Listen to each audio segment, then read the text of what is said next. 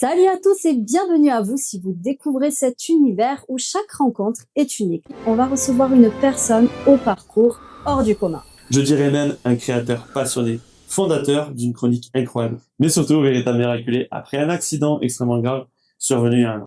Tu ressens ça, tu es aveugle, tu es par terre, tu sais que tu ressembles à une serviette et tu peux plus respirer. Oui, un accident qui a failli lui coûter la vie. Et aujourd'hui, il est enfin prêt à vous raconter son combat à cœur ouvert pour la toute première fois. Bon, Kevin, merci de nous accueillir chez toi, malgré ta bouleversante histoire que tu vas nous raconter. Avec plaisir. Un petit peu, qui est Kevin? Je suis marié avec Karel, mon fils Jack. Karel a 2 enfants, donc Livia et Lucas qui sont déjà partis de la maison. J'ai appris que j'étais grand-père. Félicitations. Merci. Tu vis bien. Quel genre de gamin tu étais? Quand j'étais gamin, on était une bande de potes. Fans de Gladiator, Seigneur des Anneaux à l'époque, les premiers quand c'est sorti. Et on s'était fabriqué une cabane dans les bois. On avait creusé la terre tout autour, palissade, des pics pour le vide qu'on tirait pour pouvoir rentrer. C'est un village entier. Ouais, on a essayé de faire rentrer un chien et il passait pas. Alors en bas, il y avait un chemin à peu près à une trentaine de mètres. Il y avait les motos qui passaient le week-end. Alors nous, on avait fait des catapultes. On essayait de tirer les motos. Ah oui.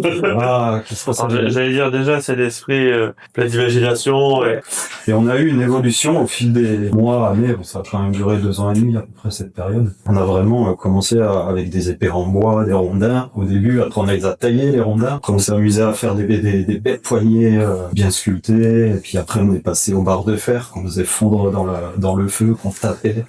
On a eu comme une évolution normale de l'être humain au final. On a fini à la poudre à canon.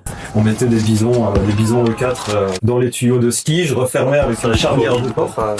On n'est pas reproduit. Voilà. Pas Mais maintenant. ça marchait très bien du coup? Ça marchait très bien. Le premier, je l'avais fait dans un tube en plastique. Je sais pas ce qui m'a pris. Il m'a explosé à la tronche. Je tirais à 20 mètres je cassais des tubes. T'avais quel âge? 13, 14 ans. Oui, tout jeune, quoi. Mais je suis content d'avoir vécu cette période. Pourquoi? Je sais pas si une vie comme les enfants de maintenant, on sort plus dans les bois, dans les cabanes. Les écrans ont enlevé ce côté... Créatif. Mercredi, tu fais quoi? On se rejoint là à 13h30, tu vois. Tu rejoins tes potes, vous montez ensemble, vous avez le pique-nique, vous rentrez le soir. Moi, je suis rentré des fois en sale état, j'étais en sang. Tu as répondu à la prochaine question qui est, t'as toujours été quelqu'un de créatif. Ouais. L'objet le plus abouti que j'avais fait à l'époque, à cette époque-là, c'était une arbalète. Avec quoi t'as fait cette arbalète? En fait, j'ai trouvé un système pour pouvoir libérer un câble. J'avais retaillé des skis. On avait 50 mètres de terrain. Et au bout, il y avait le pourrissoir. J'ai tiré. Le truc, il allait tout droit juste dans le mur du pourrissoir et s'est planté dans le pourrissoir. Mais déjà, à l'époque, tu vois, il y avait cette envie de reproduire ce que je voyais dans le film. Ouais, Tu vois, c'était déjà... C'est dangereux un peu, non? Ouais, mais c'était rigolo. J'aurais pas aimé être ta maman à cette époque-là. Ouais. Une fois, j'avais une bosse, je me rappelle, mais je crois que mon crâne, il est fait comme ça maintenant aussi. J'avais une bosse ici, je la voyais quand je regardais en l'air. Ça avait vraiment fait un œuf comme dans les dessins animés. Et entre la cabane et l'arbalète, qu'est-ce que tu as créé en premier où là tu te dis ah oui, c'est beau. On fabriquait les vaisseaux de Star Wars. J'avais ma chambre, j'avais fait un D2R2 avec un tonneau tu sais les tonneaux quand t'étais gamin où tu mettais pluche dedans. Dans ma chambre, j'avais des chasseurs de Star Wars. On avait à l'époque un logiciel de Star Wars qui était sorti. Avec les cotes, les plans des vaisseaux, les noms, les circuits, et on prenait nos cotes dessus qu'on redoublait, qu'on retriplait pour les faire. Donc on s'amusait à refaire des scènes de Star Wars. Et comme à l'époque des premiers Star Wars, quand ils faisaient leurs maquettes, qu'ils faisaient péter leurs maquettes dans les tournages. C'était pas encore vraiment des effets spéciaux, mais c'est ce qui m'a... Quel âge? J'ai du mal à quantifier mon âge dans ces moments-là parce que c'est une zone de ma vie que j'ai un peu mis de côté, un peu oubliée. Là, cette zone de mes 16 ans, on va dire, jusqu'à ma rencontre avec Karel, pour moi, c'est une sorte de grand vide. Comme un peu Chabal qui explique qui se rappelle pas d'avoir fait du rugby. Oui, c'est... Tu vois, c'est un peu le même style. J'ai fait un CAP ébéniste à Bourgoin-Jallieu. J'étais interne et c'est là que j'ai rencontré 2 autres collègues. Je ne vais pas dire certaines choses, faut pas les faire chez soi. Ok. S'il y a des personnes qui tombent sur cette vidéo, je pense que ça peut arriver des souvenirs agréables ou peut-être un peu plus désagréables. En fait, ce qui s'est passé, c'est que je suis rentré à l'armée et pendant mes classes, on m'a détecté un problème d'épaule. Donc j'ai été recalé. Le temps de passer des examens complémentaires. J'étais pas rappelé. Donc à un moment donné, j'ai dit à ma mère sur un coup de tête, je pars à la Légion étrangère. Ils ont dû se dire, mes parents, on le revoit dans pas longtemps. Et donc j'ai fait les tests à Aubagne et au bout de 2 semaines, on était 3 Français, on a été recalés. En fait, au moment où je suis sorti, j'ai appelé ma mère et ma mère m'a dit, il y a le régiment qui a appelé, ils te reprennent. Moi, le mois d'après, j'étais reparti. Ok. Quelqu'un de créatif, ça vient d'où selon toi? Il y a cette histoire avec Rémi Gaillard. Quand au début, il a dit, je veux une soucoupe volante de 4 mètres de diamètre. Et, ouais, ok, je peux te le faire. Puis quand il te dit, vas-y. Vas-y. Ouais, on s'est regardé un moment quand même avec ma femme. C'était quelque chose qu'on n'avait jamais fait. Elle aurait pu être faite différemment. Mais quand on voit les résultats, et j'ai eu la chance de participer au tournage tout le long. Oui, il fallait décharger HSM et la soucoupe volante. L'assembler avec des gens des fois qui tenaient des draps sur des parkings en plein centre-ville pour pas qu'on voie ce qu'on fait. Et comment on fait pour transporter une soucoupe volante de 4 mètres?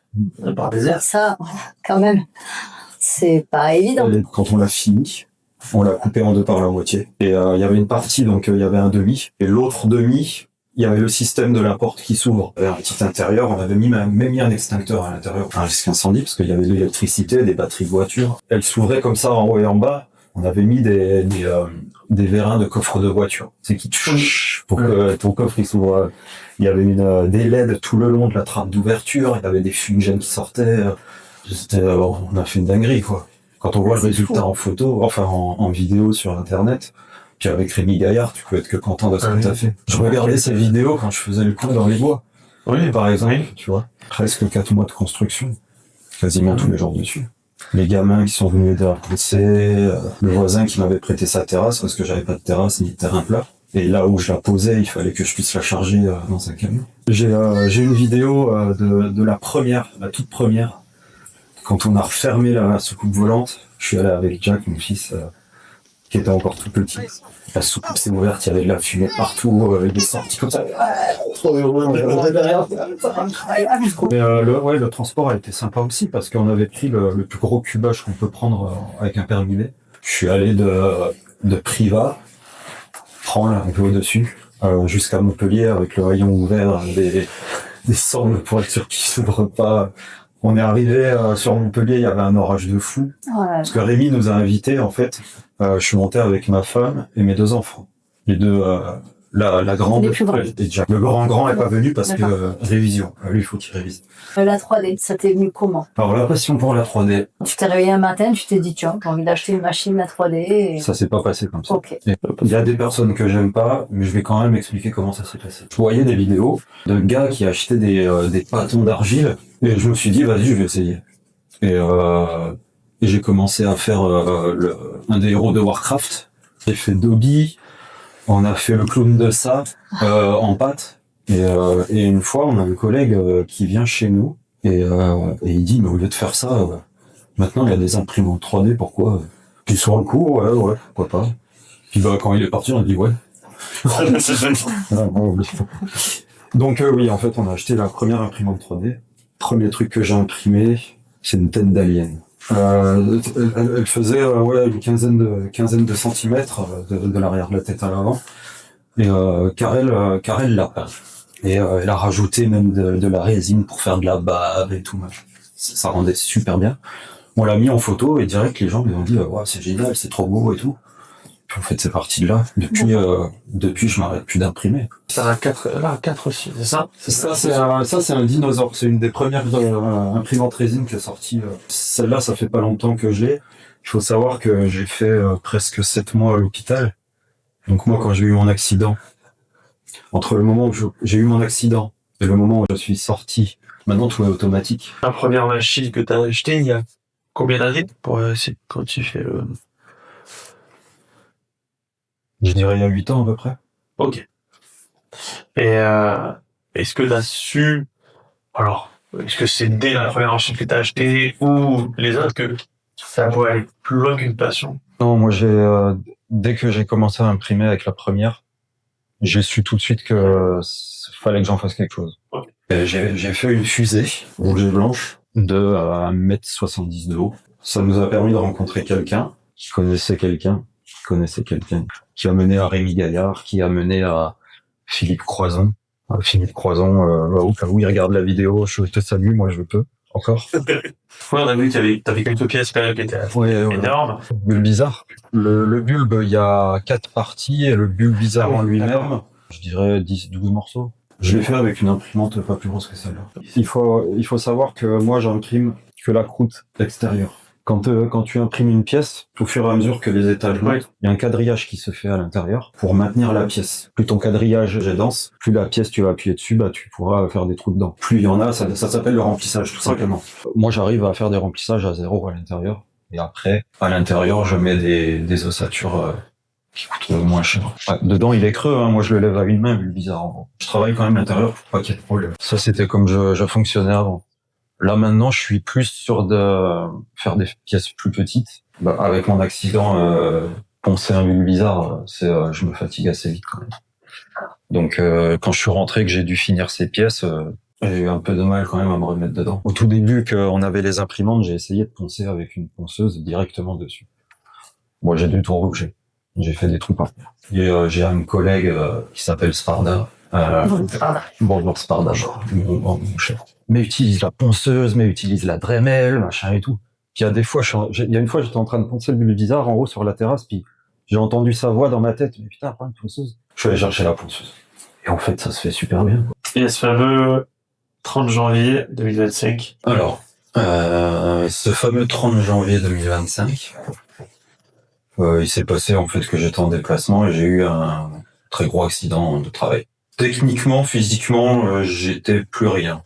17 côtes cassées sur les 24, double fracture vertèbre, moelle épinière un peu touchée, hein, parce que je suis arrivé à l'hôpital, j'étais tétraplégique.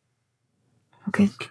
Pour rien cacher, je me suis fait écraser par une machine qui lève de très grosses charges. Évacuation par hélicoptère à l'hôpital, en urgence, pronostic vital et moteur engagé. Alors, ce qui est bien, je sais pas si c'est quelque chose de bien de se rappeler, il y a beaucoup de gens au moment où ça arrive qui tombent dans les pommes ou qui partent, qui se rappellent plus de ce qui s'est passé. Et, en fait, je me rappelle de tout ce qui s'est passé.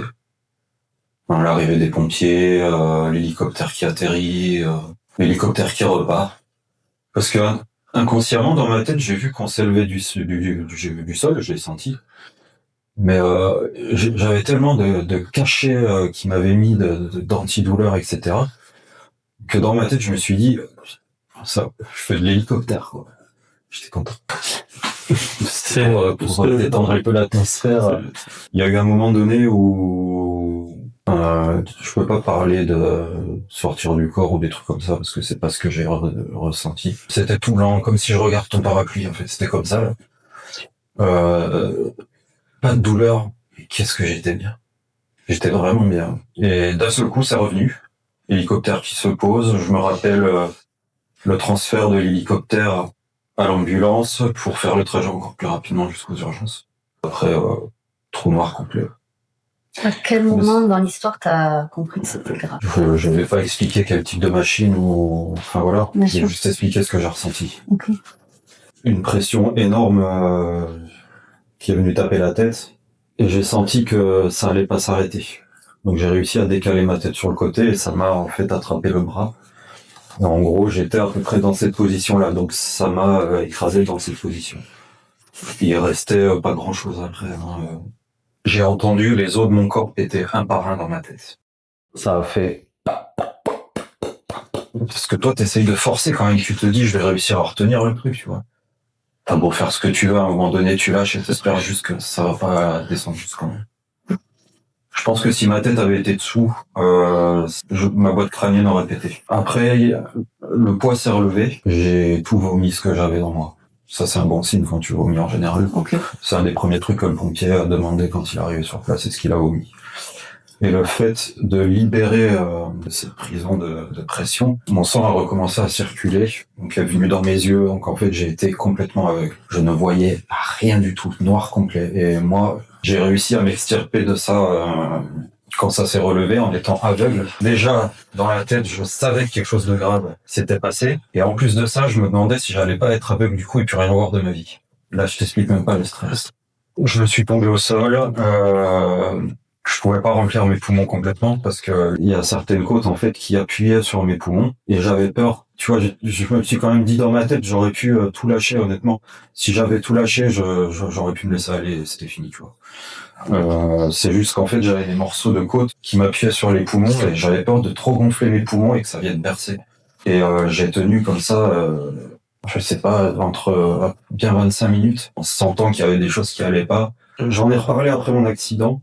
J'ai eu l'impression que mon bras avait été arraché. Parce que quand la pression s'est faite, j'ai senti en fait un truc qui a pété de là à là. Mon bras, c'est tout le plexus brachial, comme on appelle ça, qui s'est déconnecté en fait de mon cerveau. Et donc quand je me suis retrouvé avec les yeux dans le noir complet, vu que je sentais plus mon bras, T'avais plus de bras. je le portais en fait. Ah, ok. Et tu sais qu'un bras c'est hyper lourd. Je le tenais comme ça parce que j'avais l'impression en fait que ça pissait que mon bras avait été arraché de mon corps. Donc tu ressens ça, tu es aveugle, tu es par terre, tu sais que tu ressembles à une serviette et tu peux plus respirer.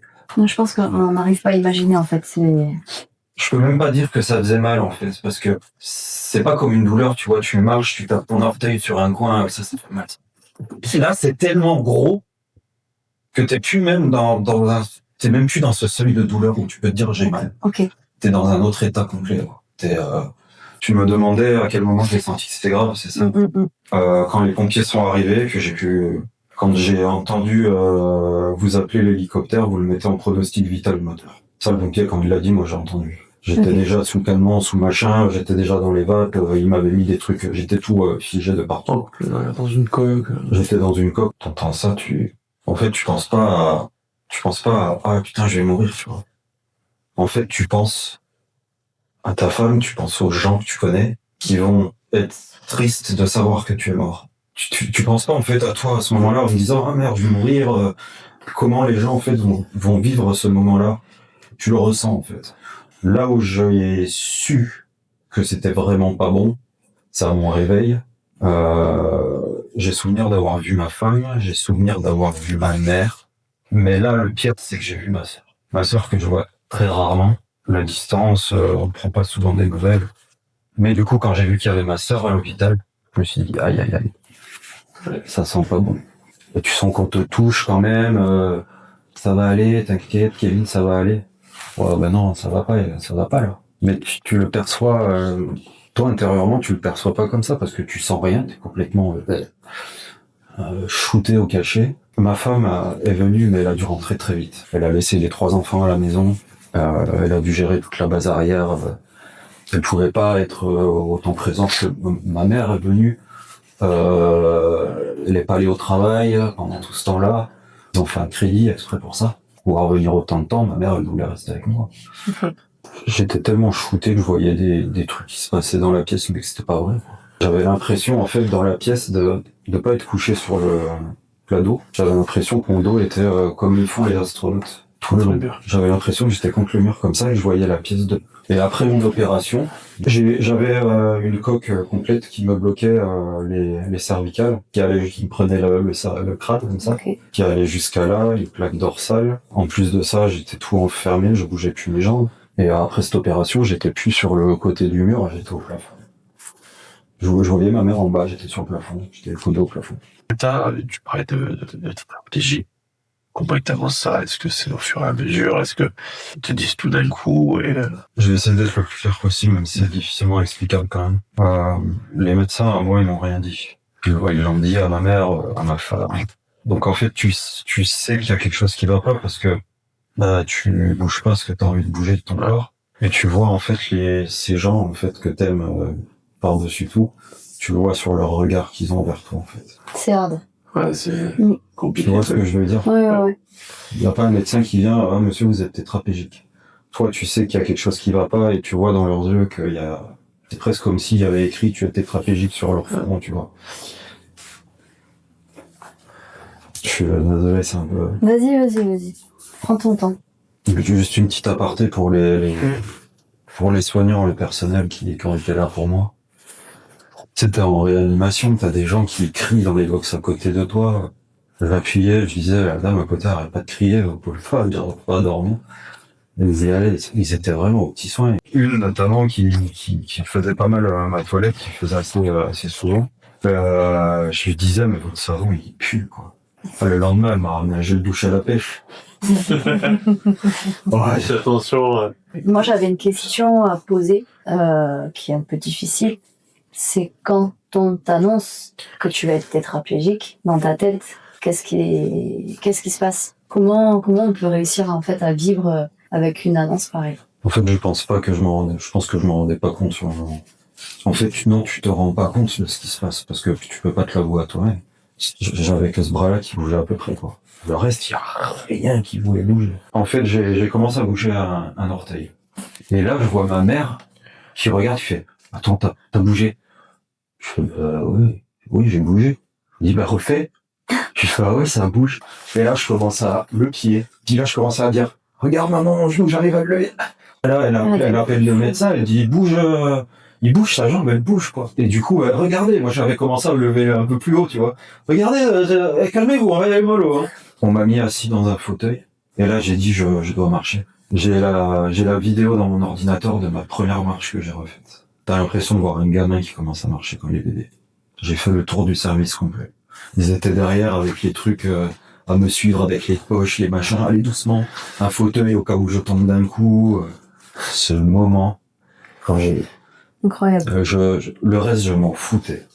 Je m'en foutais complet. Je savais que j'allais remarcher. Tu te souviens le temps entre l'accident et le jour où tu as remarché? 2 semaines et demie, 3 semaines. J'avais un hématome qui appuyait sur ma moelle épinière. D'accord. Et avec le temps, il s'est résorbé. Donc en fait, en se résorbant, il a relibéré mon corps. Il y en a beaucoup qui te disent, ouais, la douleur, t'apprends à vivre avec. Alors honnêtement, celle-là, tu peux pas. Je suis sous morphine à longueur de journée. D'accord. Le soir, j'ai en plus des somnifères, sinon je dors pas. Pas dormir dans la position que je veux. Mon système nerveux aurait dû repousser dans le bras. En fait, il a pas repoussé dans mon bras. Donc, si je m'ouvre ici, je me coupe un doigt même complet, je me sentirais même pas.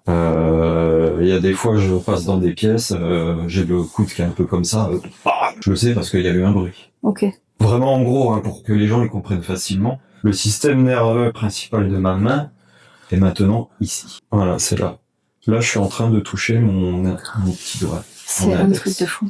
Et là, t'as l'impression de sentir ton doigt. Là, je sens mon doigt, là. Je sens que je suis en train de faire ça avec mon doigt. Si je fais ça, là, je suis en train de faire ça. Quand je bossais au début, sur mon établi, je posais mon coude. Et il y a des moments, je regardais et il y avait du sang de partout. En fait, c'est le frottement sur le bois. Au bout d'un moment, si tu le vois pas, tu le sais pas. Je m'y suis fait et bah, ma foi, j'ai mal, bah oui. Il va falloir que petit à petit, je calme les cachets. Mais je peux pas... Tu vois, là, par exemple, demain matin, je pars à 7h30, je vais en hôpital 2 jours. Ok. Jusqu'à 12h30 à Montpellier. Je sais que je vais partir de ma maison en ambulance. Je sais que cette nuit je dors pas. Même si je crois le somnifère. Je suis en panique complète. Alors il y a la panique de savoir que vous veniez faire une interview. Plus la panique de demain matin que je vais à l'hôpital. Donc du coup, ça va faire 2 nuits que tu dors pas. Non, j'ai quand même réussi à dormir. Fabienne, ta maman, a été extrêmement présente du coup tout le long, dès le début. Ça représente quoi aujourd'hui pour toi? Il y a dû y avoir cet événement pour que je retrouve ma mère. Le contact était un peu perdu ou... Oui, on se téléphonait de temps en temps. Elle a eu très peur de me perdre. Il faut savoir que du côté de mon père aussi, il a un enfant aussi qui est en situation de handicap. Ok.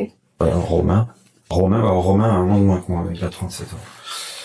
Romain dans cet état, moi dans cet état.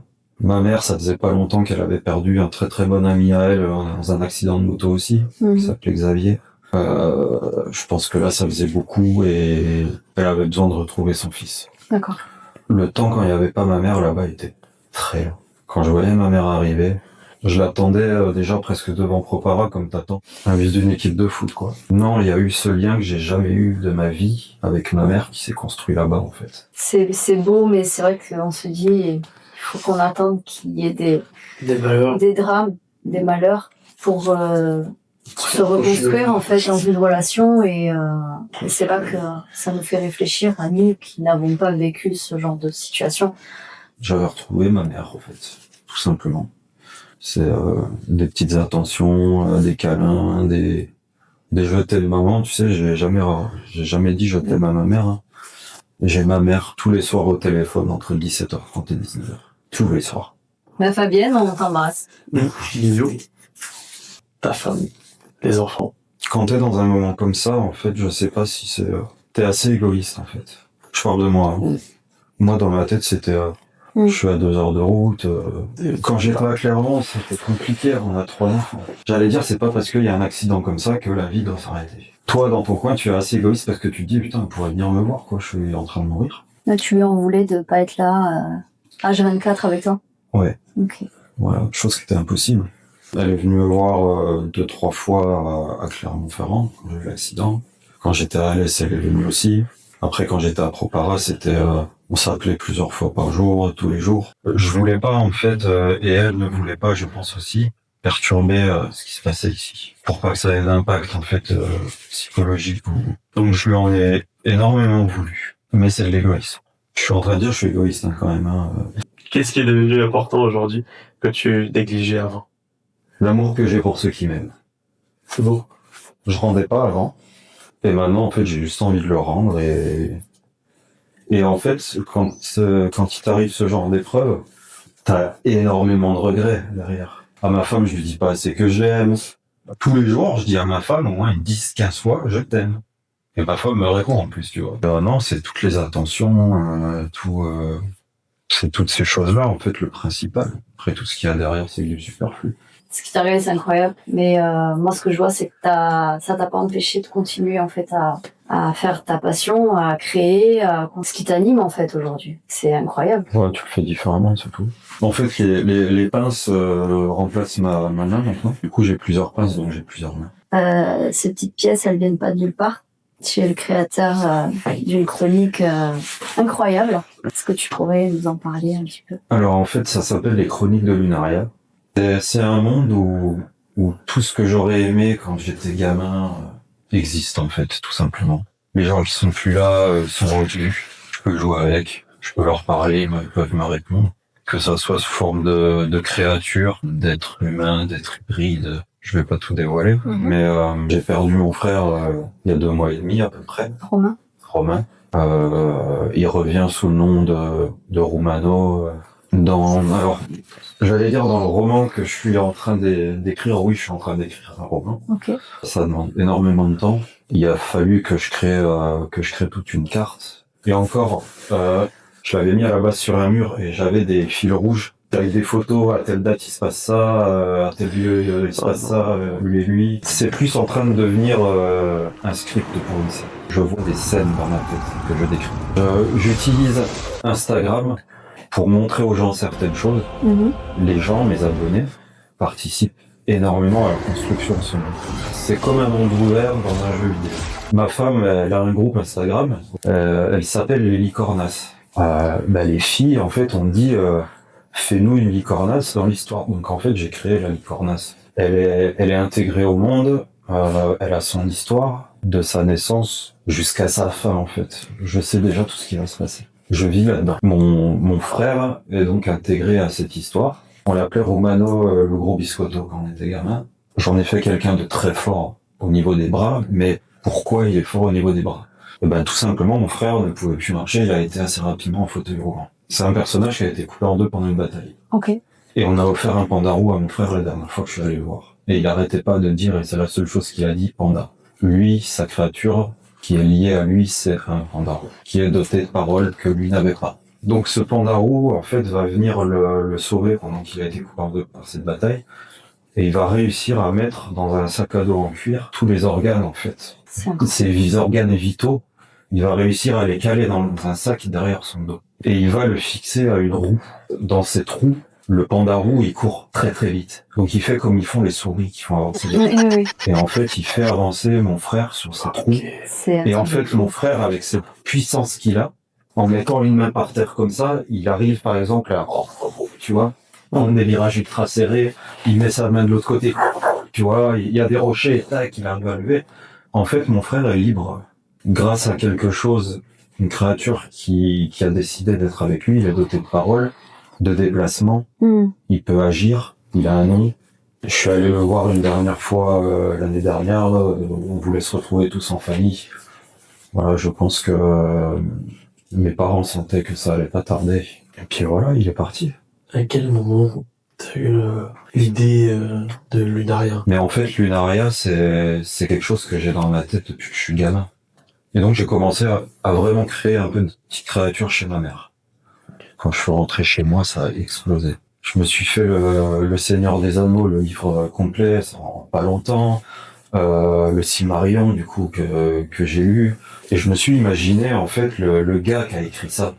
Je me le suis imaginé dans une pièce avec sa plume et tout, un feu, de temps en temps il va mettre une bûche, puis il est à fond dans son délire. Je suis en train de réécrire là le chapitre 11 en sachant que j'en ai déjà écrit 16. Ça fait à peu près un tiers du roman, qui utilise un huitième du monde que j'ai créé. Tu vois? Oui, donc il y aura plusieurs tomes. Je peux pas expliquer certaines choses mais en fait, pour protéger justement ça, j'ai créé une société de production qui s'appelle Brumeforge, qui produit les chroniques de Lunaria.